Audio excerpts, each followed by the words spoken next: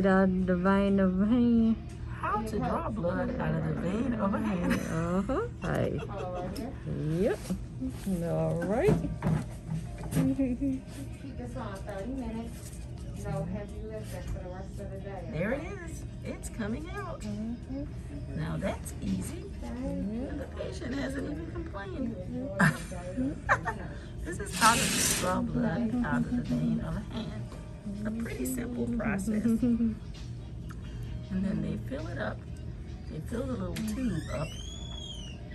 And there, it's done. So again, if you're wondering how this is done, you can see. Very, very simple process. And the challenge is getting the vein. Yep.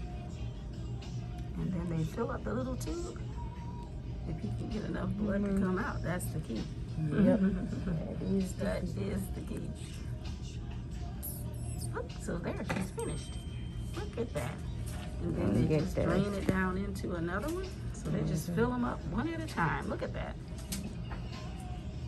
Okay, everybody, you're watching Allie's View. This is how to draw blood out of the vein of a hand. We're just learning all kinds of new stuff here on this channel.